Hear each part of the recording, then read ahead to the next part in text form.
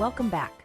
We're receiving breaking news out of Australia, where police in Sydney are responding to a major incident at the Westfield shopping centre in Bondi, Junction. Let's go live to our correspondent Phil Mercer in Sydney for the latest updates. Thank you. This all unfolded just over an hour ago here at the Bondi Junction shopping centre.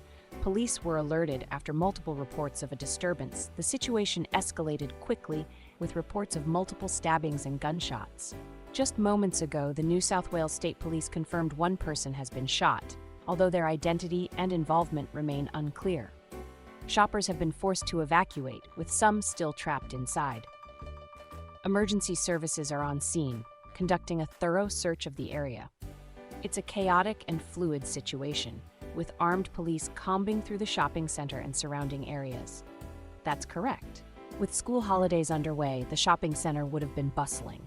However, authorities are urging the public to stay away from the area.